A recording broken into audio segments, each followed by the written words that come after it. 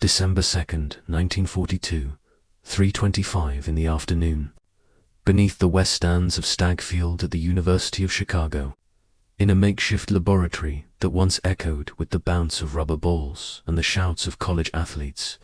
49 men stood in absolute silence. The air was thick with graphite dust that coated their lungs and blackened their fingernails. A single overhead bulb cast long shadows across a structure that rose 20 feet higher. Precise geometric lattice of black graphite blocks and uranium spheres. Layer upon layer, 57,000 pounds of metal and mineral, assembled with the kind of precision usually reserved for cathedral spires or bomb sites. The temperature hovered just above freezing. Outside, Chicago shivered under grey December skies, its citizens going about their daily routines, riding streetcars, buying war bonds, rationing sugar and gasoline, utterly unaware that beneath the college football stadium, a small group of scientists was about to split the atom and change the trajectory of human civilization forever. Enrico Fermi stood at the base of this monolithic pile, his dark eyes fixed on a series of instruments whose needles trembled with anticipation. He wore a rumpled suit beneath a laboratory coat dusted white with graphite powder. Around him, physicists from a dozen nations, refugees from fascism, believers in democracy, men who had fled Hitler's Europe with nothing but their minds and their equations, watched in silence as a single cadmium-plated control rod was slowly, incrementally, withdrawn from the heart of the pile. Each inch of withdrawal brought the system closer to criticality, closer to the threshold where uranium atoms would begin splitting in a self-sustaining chain reaction, releasing energy that had been locked in matter since the birth of the universe. There were no safety systems, no containment dome, no emergency shutdown protocols beyond 3 young physicists standing on a platform above the pile, holding buckets of cadmium solution, ready to douse the reaction if it spiraled out of control. One man held an axe, prepared to cut the rope suspending the final control rod if all else failed. They called him the Safety Control Rod Axeman. The acronym was too darkly appropriate to ignore. This was the edge of the known world. This was science, practiced not in the sterile safety of theory, but in the raw uncertainty of experiment, where one miscalculation could trigger an uncontrolled release of radiation that would render downtown Chicago uninhabitable for generations. Yet there was no panic in that room, only focus, only the quiet certainty of men who understood that the mathematics predicted success, that the laws of physics would hold, that the universe itself was reliable even when human institutions were crumbling into war and genocide. Fermi had calculated everything down to the neutron. He had measured cross-sections, mapped absorption rates, modeled the geometry of uranium and graphite with slide rules and blackboards. He knew with the absolute confidence that only comes from understanding, natural law, that when that final control rod was withdrawn, the pile would go critical. The atoms would split, the energy would flow, and humanity would step across a threshold from which there could be no return. But in that moment, standing in that converted squash court beneath a football stadium, what struck the observers most was not the danger or the historical magnitude. It was the absurdity, the sheer implausibility that the most profound scientific achievement of the 20th century was happening not in some gleaming government laboratory or prestigious university research center, but in a converted athletic facility, using materials scrounged from industrial suppliers, built by hand like a medieval stonework, in a project so secret that even the university's president didn't know it existed. This was American ingenuity, stripped to its essence, improvised, pragmatic, audacious, and utterly indifferent to conventional limitations. 3 years earlier, in the autumn of 1939, the concept of a sustained nuclear chain reaction existed only in theory. Albert Einstein had written his famous letter to President Roosevelt, warning that recent discoveries in nuclear fission made it possible, perhaps inevitable, that Nazi Germany would attempt to build an atomic bomb. But America had no nuclear program, no reactors, no enrichment facilities, no industrial infrastructure for handling radioactive materials. While German physicists worked under the patronage of the Wehrmacht, with access to the uranium mines of Czechoslovakia and the industrial might of the Reich, American nuclear physics was scattered across university campuses, funded by modest academic grants, pursued by researchers who published their findings openly in scientific journals for all the world to read. The very idea of a chain reaction was controversial. When Otto Hahn and Fritz Strassmann had first split the uranium atom in Berlin in December 1938, they had discovered that the process released neutron subatomic particles that could, in theory, strike other uranium atoms and cause them to split as well, releasing more neutrons in an exponential cascade. But theory was one thing. Reality was another.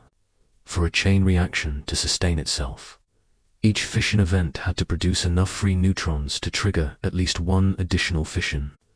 If neutrons were absorbed by impurities in the uranium, or escaped the mass entirely, or failed to strike other uranium nuclei at the right energy level, the reaction would fizzle out like a damp firecracker. Most physicists believed the practical challenges were insurmountable. The materials weren't pure enough. The geometry couldn't be controlled precisely enough. The neutron economy, the delicate balance between neutrons produced and neutrons lost, was too unforgiving. But Enrico Fermi believed otherwise. He had built his reputation studying neutrons, understanding their behavior, mapping their interactions with matter. In Italy, before Mussolini's racial laws forced him into exile, Fermi had discovered that slow neutrons that had been slowed down by passing through light elements like water or carbon, were far more effective at triggering fission than fast neutrons. This was the key insight. If you could moderate the neutrons, slow them down without absorbing them, you could control the chain reaction. You could build a reactor. And if you could build a reactor, you could prove that sustained nuclear energy was possible. You could produce plutonium, a new element that didn't exist in nature but which could be extracted from irradiated uranium and used to build bombs far more powerful than anything Germany could achieve with natural uranium alone. When Fermi arrived in America in January 1939, having fled Italy with his Jewish wife and their children, he brought with him not only his theoretical understanding but his experimental genius. He was a physicist who worked with his hands, who built his own equipment, who trusted data over intuition and measurement over speculation. Within months of arriving at Columbia University in New York, he had begun preliminary experiments on uranium and graphite, testing whether carbon could serve as an effective neutron moderator. The results were promising but inconclusive. The graphite available commercially was contaminated with boron, a neutron absorber that poisoned the reaction. The uranium was impure, mixed with isotopes that captured neutrons without fissioning. Every measurement suggested they were close, tantalizingly close, but not quite there. Then came Pearl Harbor. December 7th, 1941. America entered the war not as a distant sympathizer but as a combatant. And suddenly, the theoretical physics of nuclear fission became a matter of national survival. If Germany developed an atomic bomb first, the war was lost. London could be obliterated in a single flash. Moscow could burn. The Wehrmacht could hold Europe hostage under a nuclear umbrella, while U-boats strangled Britain and Panzer. Divisions regrouped for a final push to the Urals. The United States had no choice. It had to build the bomb first.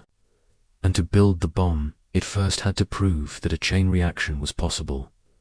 The challenge was staggering. Everything had to be done from scratch. Pure uranium had to be produced in industrial quantities, tons of it refined to remove neutron-absorbing impurities. Ultra-pure graphite had to be manufactured, free of the boron contamination that had plagued earlier experiments. A reactor had to be designed and built, not as a theoretical model but as a functioning machine, precisely engineered to balance neutron production and absorption within a margin of error measured in fractions of a percent. And all of this had to be accomplished in secret, without alerting German intelligence, without disrupting the massive industrial mobilization already underway to produce tanks, planes, and ships. There were no textbooks, no precedents, no existing industrial processes for handling fissionable materials. Every step was a venture into the unknown. Fermi expected resistance. He expected bureaucratic delays, military skepticism, academic caution. He had worked in Europe, where scientific projects were subject to ministerial approval, military oversight, and endless committee reviews. He knew that in wartime, resources were scarce and priorities were set by generals who measured results in battlefield victories, not laboratory data. When he proposed building a full-scale nuclear reactor, not a small test assembly, but a massive experimental pile requiring tons of uranium and graphite, he anticipated months of negotiation, budget hearings, feasibility studies. Instead, he got approval in a matter of weeks. The Metallurgical Laboratory at the University of Chicago, the cover name for the American nuclear program, was authorized in January 1942 by summer. Uranium shipments were arriving from processing facilities hastily constructed across the country. Graphite blocks were being machined to tolerances of a few thousandths of an inch by manufacturers who had no idea what they were making. Fermi's team physicists, chemists, engineers, machinists assembled like a task force preparing for an amphibious assault. There were no long-term plans, no 5-year research roadmap, just a single objective: prove that a chain reaction is possible before the Germans do. What stunned Fermi and his European colleagues was not the speed. They had expected American efficiency, but the attitude. In Europe, science was a cathedral, built slowly over generations, with each stone carefully placed according to ancient traditions. In America, science was a tool, and tools were meant to be used. When Fermi explained that he needed a facility isolated from populated areas in case of radioactive contamination, he expected to be sent to some remote desert site.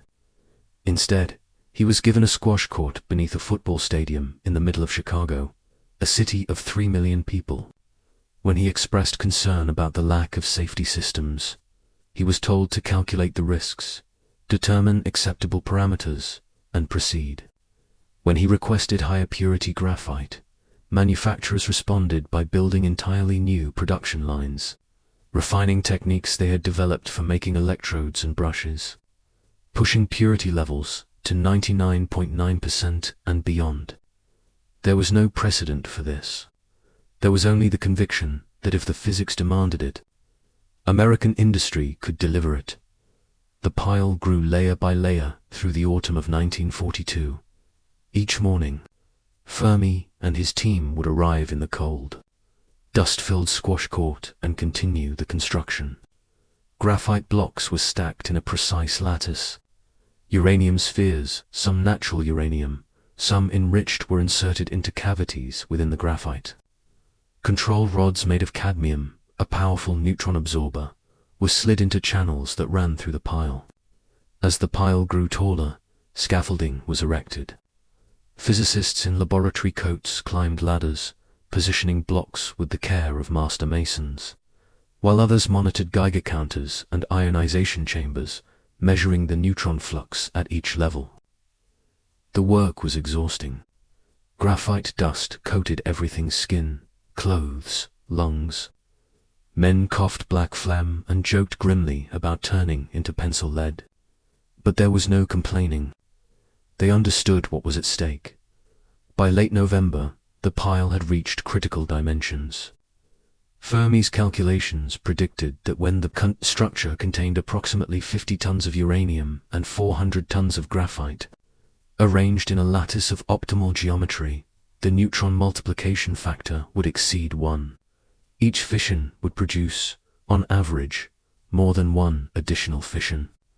The reaction would sustain itself. The pile would go critical, but theory and practice are not the same thing. Fermi had calculated everything: the neutron cross-sections, the diffusion coefficients, the resonance absorption probabilities. But materials science was imperfect. Uranium contained trace impurities.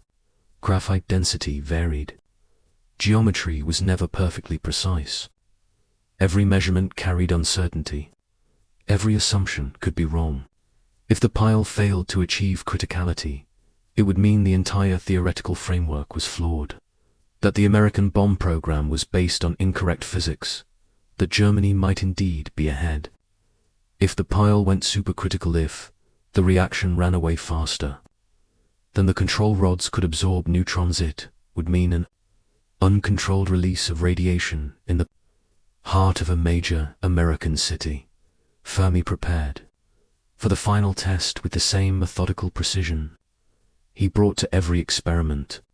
He divided the control rod withdrawal into increments, each calculated to add a specific amount of reactivity.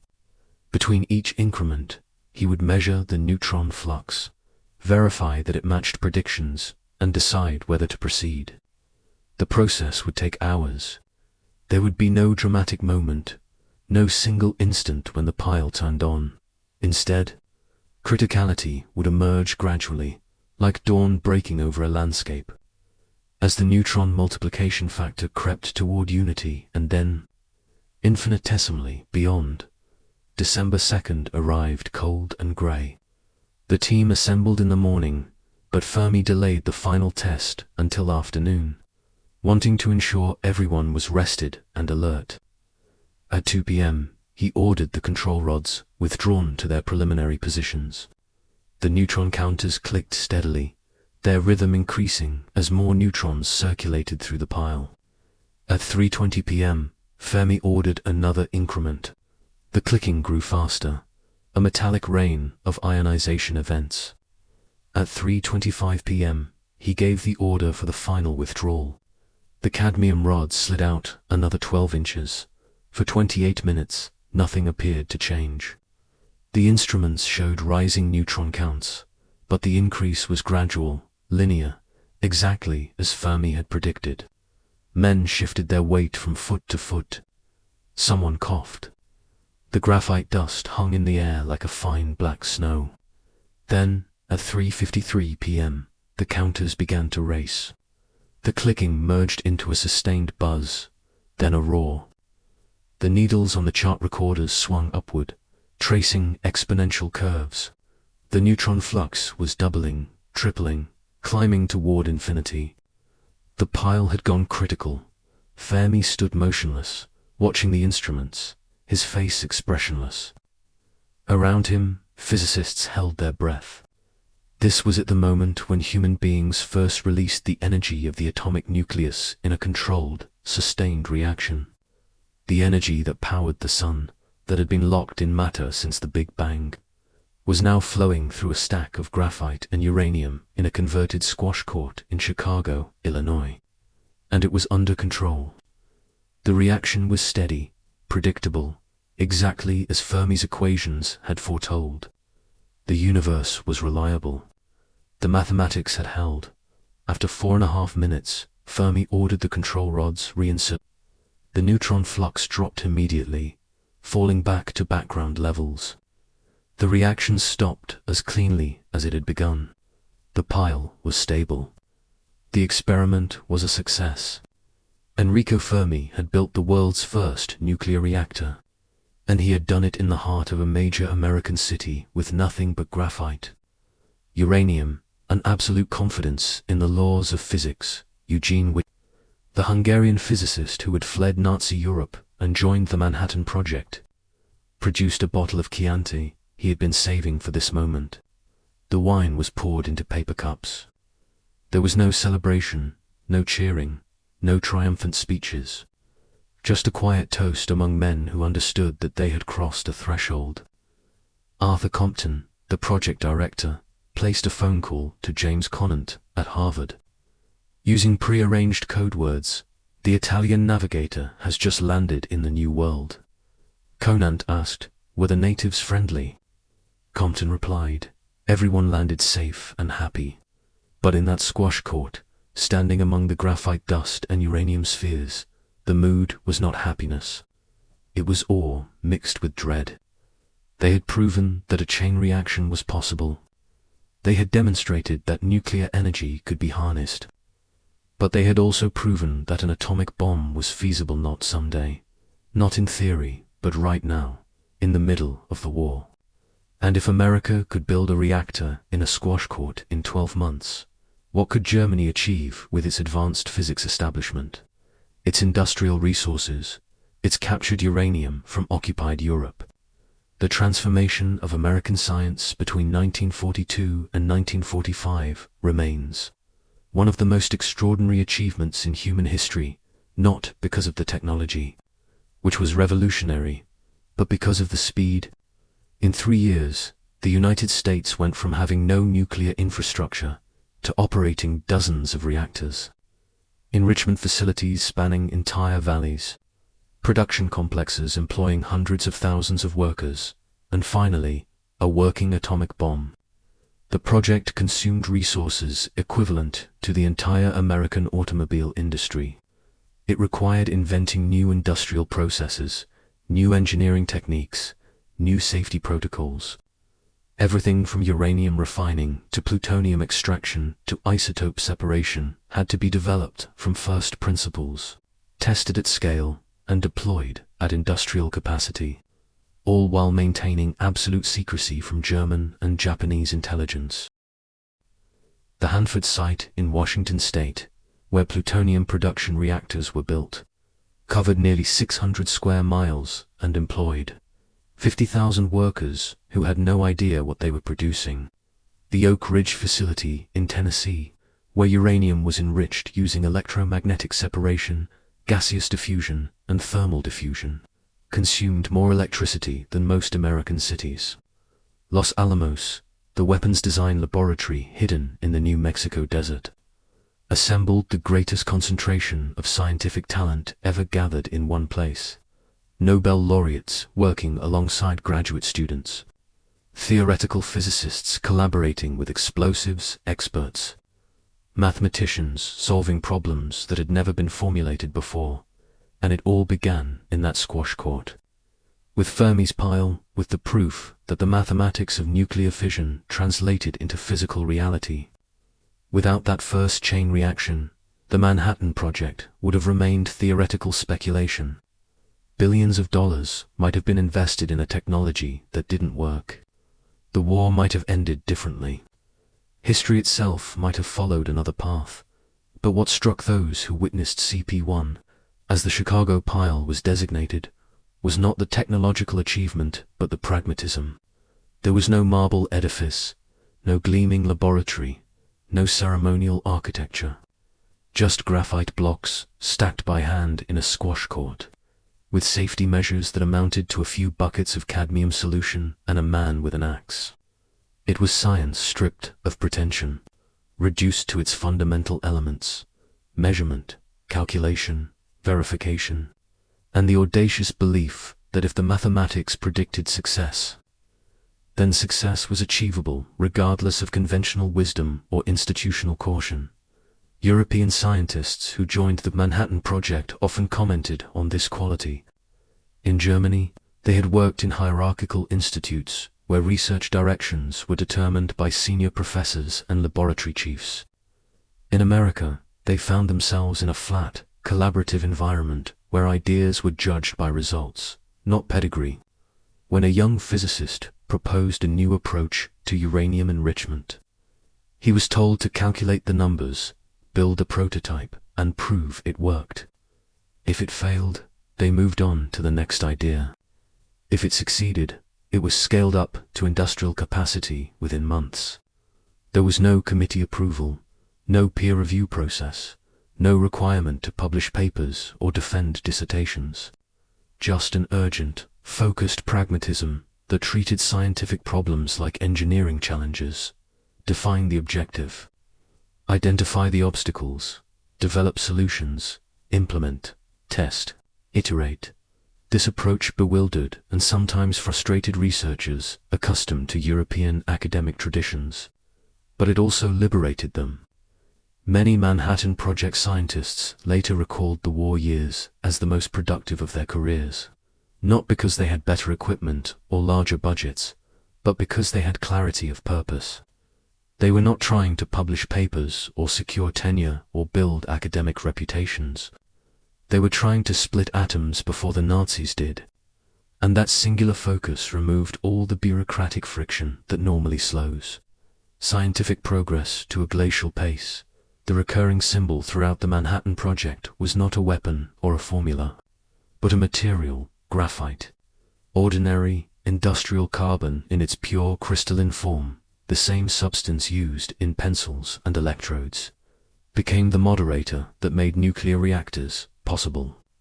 Graphite slowed neutrons without absorbing them, allowing the chain reaction to sustain itself. Without ultra-pure graphite, Fermi's pile would never have achieved criticality. Without graphite-moderated reactors, the Hanford site could not have produced plutonium. The atomic bombs dropped on Hiroshima and Nagasaki both owed their existence to the black, dusty material that coated everything in that squash court. But graphite was more than a technical solution.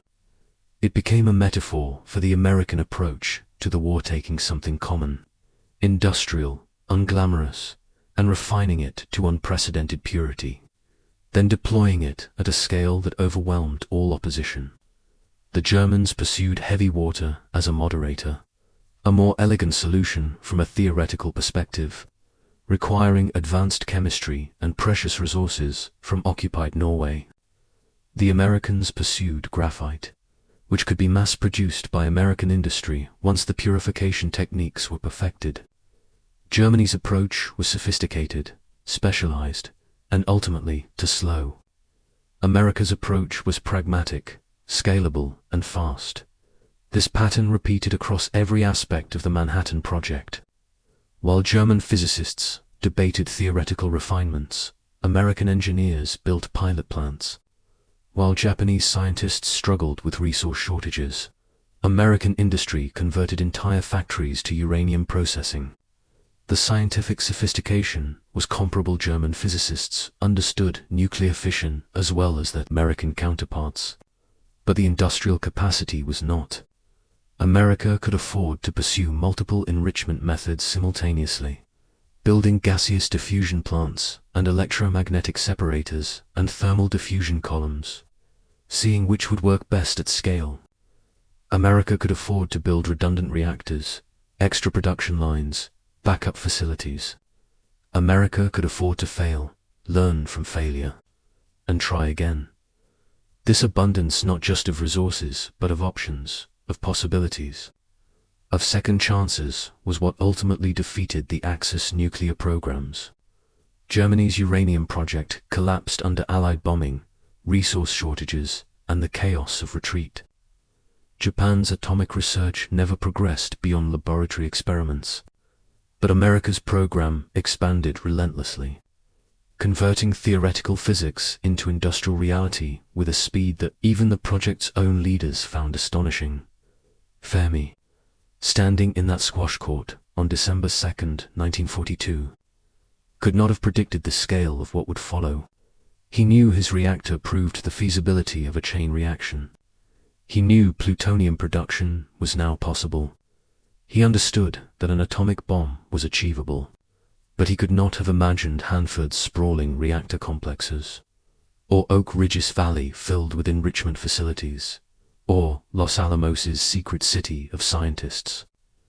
He could not have imagined that within 3 years, American industry would master technologies that hadn't existed in 1942, that factories would be producing refined uranium by the ton, that mushroom clouds would rise over the New Mexico desert and then over to Japanese cities, ending the most destructive war in human history.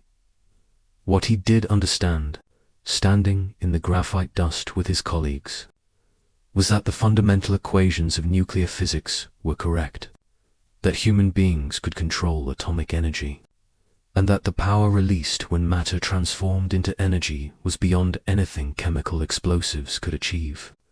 He understood that war had entered a new era, and that whatever came next would be shaped by the knowledge that atoms could be split, that chain reactions could be sustained, and that the energy binding the nucleus together was now accessible to human hands. In the years after the war, many Manhattan Project veterans struggled with the moral weight of what they had built. Robert Oppenheimer famously quoted the Bhagavad Gita, "Now I am become death, the destroyer of worlds." Physicists who had spent their careers studying the fundamental laws of nature found themselves responsible for weapons that could destroy entire cities in seconds. Some, like Leo Szilard, became vocal opponents of nuclear weapons development. Others defended the bomb as a necessary evil that had ended the war and saved countless lives by making an invasion of Japan unnecessary. But Fermi, characteristically, remained focused on the physics. He testified before Congress, advised on reactor design, and continued his research into fundamental particles and quantum mechanics. When asked about the moral implications of nuclear weapons, he responded that scientists were responsible for understanding nature, but that decisions about how to use that knowledge belonged to elected leaders and citizens. He had built the reactor because the physics predicted it would work. He had contributed to the Manhattan Project because America was at war and victory required superior technology. The chain reaction in that squash court was neither good nor evil. It was simply a physical phenomenon, as natural and inevitable as gravity or electromagnetism, waiting to be discovered. This attitude, pragmatic, empirical, focused on what could be measured and verified, was quintessentially American in its refusal to be paralyzed by philosophical doubt. European intellectuals might agonize over the metaphysical implications of splitting the atom. American scientists built a reactor in a squash court and got on with winning the war. The moralizing could come later, after victory, after safety, after the immediate existential threat had been neutralized. First came the experiment. First came the data. First came the proof that theory matched reality, and that proof arrived on December 2nd, 1942, in the form of rising neutron counts and exponential curves traced on chart recorders, in the sustained buzz of ionization counters and the controlled release of energy that had been locked in uranium nuclei for billions of years. In that moment, in that converted athletic facility beneath a football stadium, human civilization crossed a threshold. We became a species that could manipulate the atomic nucleus, that could release the binding energy of matter, that could hold in our hands the power that fuels stars. The squash court beneath Stagg Field no longer exists. The stands were demolished in 1957, replaced by a library. A bronze plaque marks the location where Fermi's pile stood, with an inscription that reads, "On December 2nd, 1942, man achieved here the first self-sustaining chain reaction and thereby initiated the controlled release of nuclear energy." Tourists walk past it without pausing. Students study in the library above, unaware that they sit at the birthplace of the atomic age. But the legacy of CP1 extends far beyond that physical location. Every nuclear reactor operating today, generating electricity, powering submarines and aircraft carriers, producing medical isotopes descends from Fermi's design. Every nuclear weapon in every arsenal traces its lineage back to that first controlled chain reaction. The physics that Fermi proved in 1942 remains unchanged. The neutron multiplication factor still determines whether a chain reaction is possible.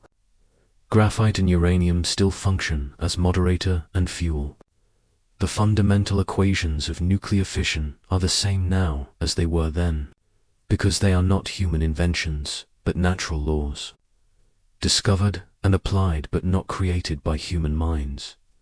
What changed was not the physics, but humanity's relationship with nature. Before December 2nd, 1942, nuclear energy was theoretical, celestial. something that happened in the cores of stars or in cosmic ray interactions. But not on Earth, not in controlled conditions, not at human command. After that date, it became a tool, a resource, a weapon, and a burden.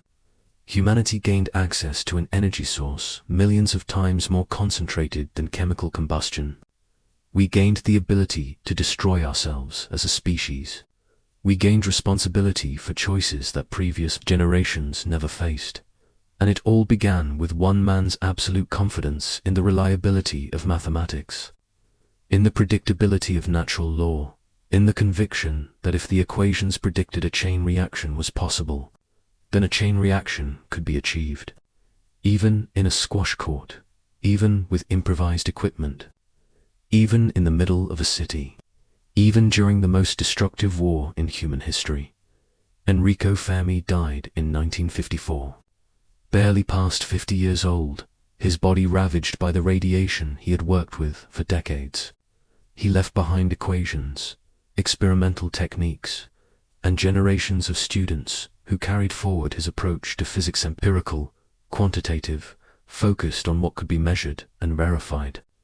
He left behind a legacy of nuclear reactors powering cities and submarines. He left behind the terrible knowledge that atoms could be split and cities could burn in seconds. But perhaps his most enduring legacy is the simple demonstration that extraordinary achievements do not require extraordinary circumstances. You don't need a cathedral of science, or decades of preparation, or perfect conditions. You need correct understanding, careful calculation, precise execution, and the willingness to test theory against reality, regardless of how improvised or unglamorous the experimental conditions might be. You need a squash court, some graphite, some uranium, and absolute confidence that the universe follows rules, that mathematics describes those rules accurately, and that human beings can understand and apply those rules to achieve outcomes that previous generations would have considered impossible.